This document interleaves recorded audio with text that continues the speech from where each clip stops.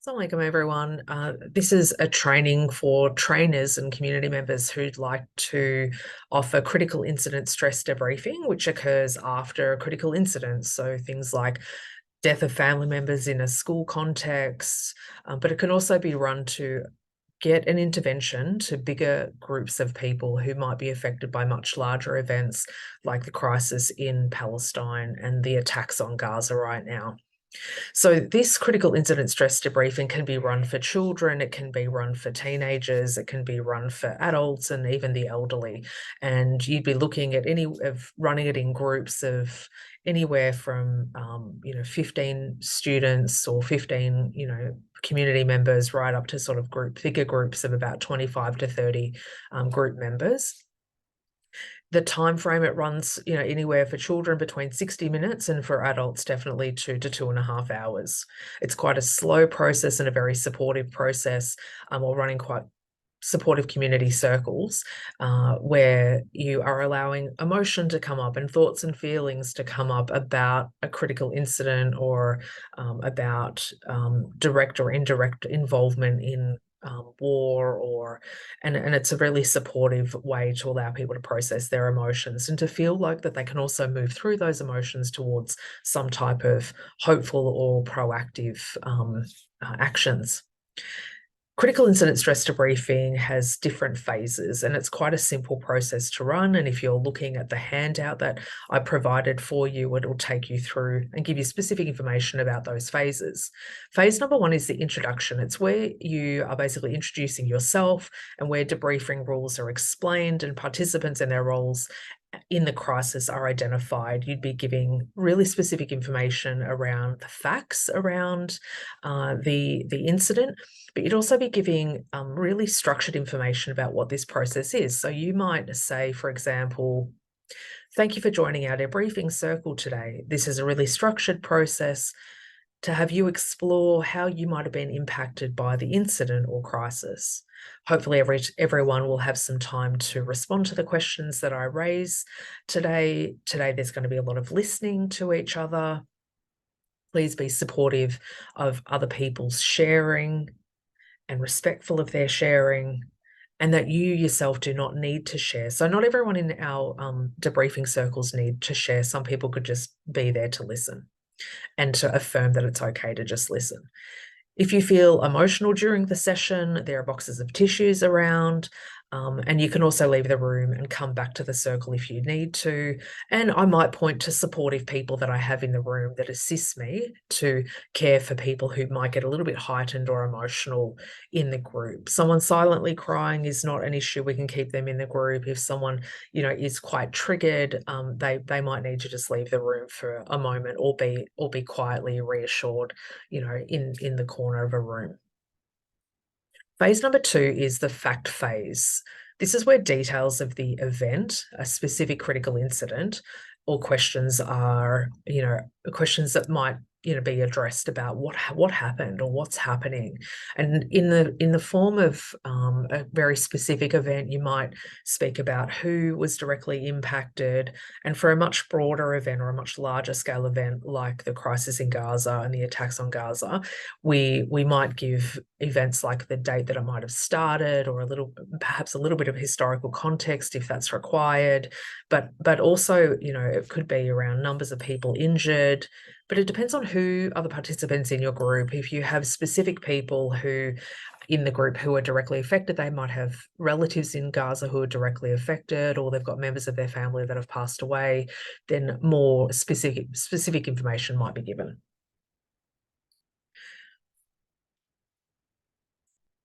Now, sometimes it's important to have as many of the facts as you can prior to starting the group. This is not where you're eliciting people's opinions about what's happened, okay?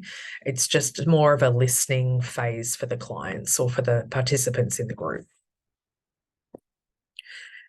Now, you do not use your participants to share information unless it sort of comes out organically as they're sharing their thoughts or feelings in the next couple of phases in the group intervention. The third phase is the thought phase. Participants are asked to share their thoughts and what they were thinking at the time when they heard this crisis was unfolding or the critical incident occurred. So we might say things like, would anyone like to share their thoughts about the incident? What have you been thinking about what you've been hearing, what you've been seeing? And we're really trying to elicit those first sort of shell shock thoughts that people had. And some people may well have had, have not thought a lot about it. They may have had some really gaps in their information about the severity of the crisis or how bad it was. And so there could be lots of information that's actually missed. So the sharing at this phase is really important, where people don't have to have concrete, thoughts about it. They could just be, well, I felt really unsure. I didn't know what to think actually, or actually I just started to see little bits and pieces on social media, and then I started to think, oh wow, this is pretty bad. And they're the type of thoughts that you might well elicit, in the group. You might think, what are some of the things that you might have thought, then straight after the event? What did you hear people say? Now, you don't want to single out anyone in the groups to contribute, but at times, if no one's contributing, you might have to give a little, give some examples, some basic or common examples that you think people may well have been thinking.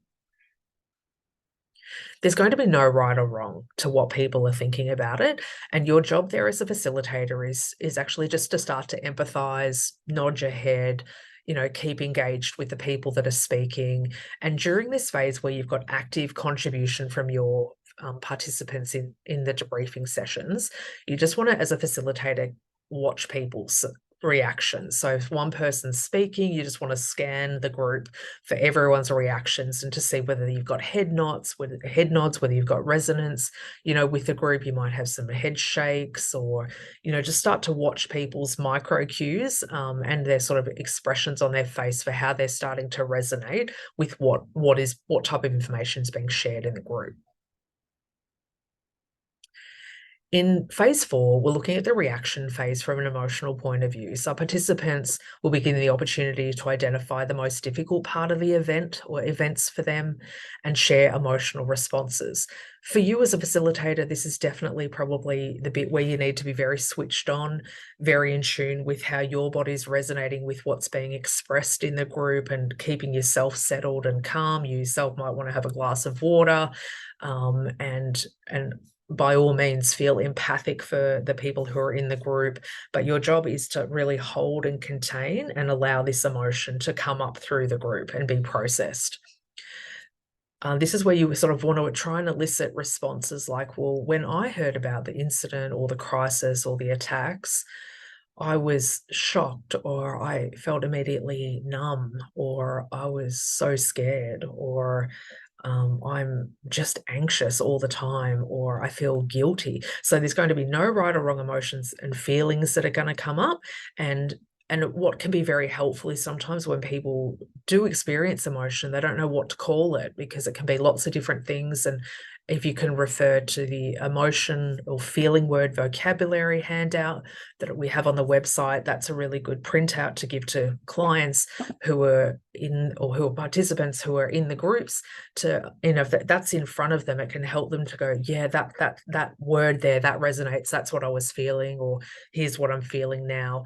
And you can do the same thing with children, is giving them feeling word vocabulary in front of them so that they can point to faces. You can download those from Google pretty easily. Just type in feeling word vocabulary, and you can get ones with little faces, like almost emojis, and they can point to that. Or for adults, just use the printout that we've got on the website.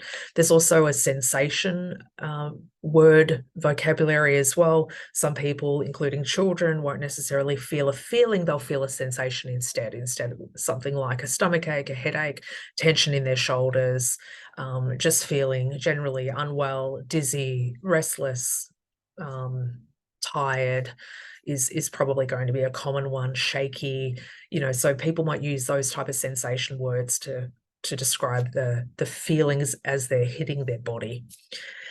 In phase 5, which is the symptom phase, what we're looking is for evidence of distress, and the effects, the psychological or physical effects of the incident are explored with the participants in the group.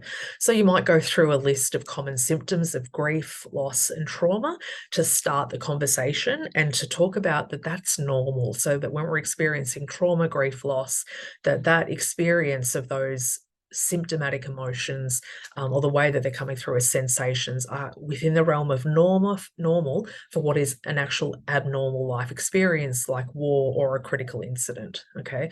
And it also helps to start to help identify people in the group who might be experiencing what we call a normal response to grief, loss, and trauma, as opposed to someone who's sitting in some symptoms that might be garner more of your attention and look like an anxiety disorder, post-traumatic stress disorder, acute stress disorder, something that might warrant a little bit more of your attention to follow up with those participants later that they may need a referral to see a psychologist or a counsellor or speak to their GP if other types of symptoms are manifesting, okay? We're not there to triage every individual symptom that comes up. We're there to sort of hold the space for the group. And then at the end of our sessions, we refer on.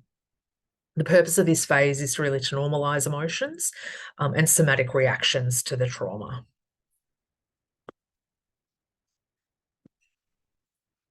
Now, also in this phase, we might want to explore vicarious trauma for participants who haven't necessarily been directly exposed to the trauma, but they're indirectly exposed via hearing stories, access to social media, the news, hearing what's happening, via communication with relatives overseas, etc. They're not physically there, but they're hearing enough detail or seeing enough detail that they're feeling quite traumatized by it. So what we see, we can't unsee. So even exposure to, traumatizing videos that are coming out of, footage in particular from Gaza are very distressing for people. And then we're not only seeing them in videos, then people with those videos are then turning into animations or cartoons, as in visual imagery that are being sort of recycled through social media platforms, and then they're embedded in our headspace. So we're also watching for vicarious trauma, and there's more information in the PowerPoint presentation on what vicarious trauma looks like, and actually really important for you yourself as a facilitator to ensure that you are not vicariously traumatized yourself before you run a circle like this. And we really got to take care of ourselves as facilitators and helpers in the community to make sure that we're looking after our own mental health, to ensure that we're providing optimal support for people who need it. Phase 6 is the teaching phase of the critical incident stress debriefing model. And this is where we might give some more information as facilitators. So less information is given by participants, more information is given by us, but you can ensure that there are some good ideas being brainstormed around the room at this point, where you're giving information about trauma, stress, affirming the normality of their responses. We're starting to then maybe we might advise on some stress management techniques or some really effective and healthy coping strategies. And during this phase, we're also starting to get people where to think about and find meaning in the events that have happened, so that they can connect to deeper spiritual, religious, resources. We might ask questions like, what strategies have you been using to cope with this incident? What strategies have you employed in your classroom, if in school contexts, with the students to deal with this situation? You might ask for general observations about how other people are affected, how they're witnessing, parents be affected, or teachers, community members. You're looking at what strategies or coping strategies have been suggested or utilised so far. I think it's really important to understand no one starts at zero. We all have our own resources to deal with stress, and by sharing those in the room, we could be really, supporting each other to cope in more healthy ways. If there is a revelation of some unhealthy coping strategies, in the group, you just might gently nudge, the participants' ideas into more healthy areas, or to say, I can hear what you're saying, and instead, maybe it'd be a good idea if you could try, XYZ strategy instead of that. But or if certain ideas come out that you really think that are unhealthy, you might just acknowledge it, nod, and then go and talk to that participant after the group. You might also want to cover what can be done to manage, well-being for people who are directly affected or vicariously affected, and speaking about referrals to community members to get more support, so more like counselling services. So there's certainly going to be in any group a couple of people who may well benefit from some extra psychological support, because when people have previous traumas, then current traumas can be basically re-traumatizing. We don't start from zero, so our past can often influence how we cope. And if we've had past experiences with trauma, then any new or recent experiences being in traumatic situations or critical incidents can be much harder to deal with. For certain members, we need to be aware of that and just triage that by providing referrals. If we're in a position to do any follow-up, great, but that's not our role as facilitators to do follow-up, except if you're in organizations where you're able to do that. And I would really advise taking on people, advise against taking on people who are in your groups on as counselors. I'd probably tend to refer that out to someone else. Keep your facilitation role really clean. The last phase is re-entry. It's sort of where, as a facilitator, you're closing the group, you're summarizing things that you've heard, addressing any additional questions, and preparing for the future. So we're really transitioning our participants out in terms of what they're going to do next. So what can the organisation do to show support, for community members? What can students do together as a student body to address the crisis or to be supportive in some way?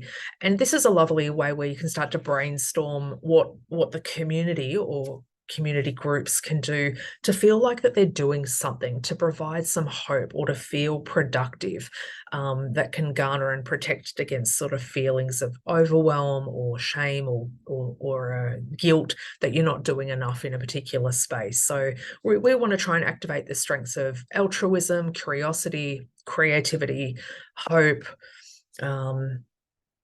acceptance, and sort of moving people out of the circle.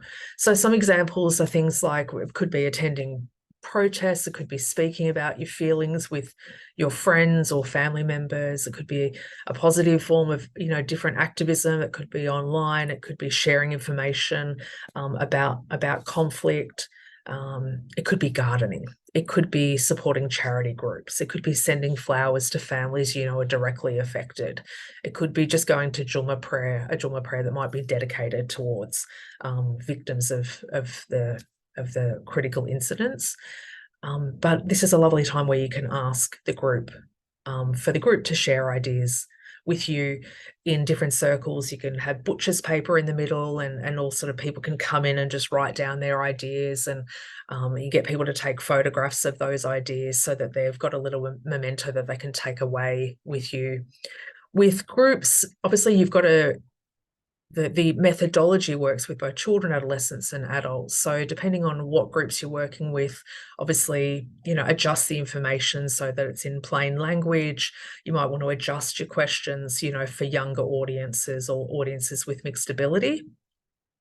And you might want to bring other resources in that might make it easier to express, for young people to express how they feel. So you might want to use resources like body signals by Innovative Resources. This really touches on somatic complaints, so things like muscle tension, etc. But using lots of imagery and different cards is a lovely way for young people to say, yeah, that's what I feel, and they can point to it. So it doesn't need to be, I'm feeling this in my body. It's, I'm feeling that thing and I resonate with that. It can be used with adults too. I'd use it with adults.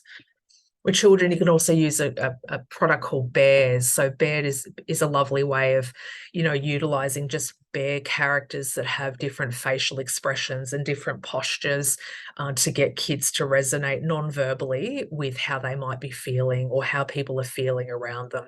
So you can, in those earlier phases, in phase 5, where you're looking at so symptoms, or phase 4 where you're talking about feelings, is you can use a product like this. You could do drawings, you could do getting people to do their own emoji drawings. If you wanted to add a creative element to that, that would be fine as well. You're really just helping to look at all different ways to process emotion. You're going to keep the process really slow. Even in your own stress of having to facilitate a group like this, your facilitator might find that you're speaking really quickly. So I really want you to slow down and take your time with it and just calm everything down. Your voice will help the kids or adults to mirror your presentation in taking things really slowly and moving through each segment or each phase in the critical incident stress debriefing. So I hope that that's been helpful for you. We have provided additional resources on the website to successfully run a critical incident stress debriefing. But if you have any further questions, please, ferry them off to Centre for Muslim Wellbeing. And if you do run these critical incident stress debriefing in groups that you're affiliated with, we'd love to hear how they're running and give us a little bit of feedback about how they went. All the best with running what is some really important interventions in our community right now. And thank you very much. Assalamu alaikum.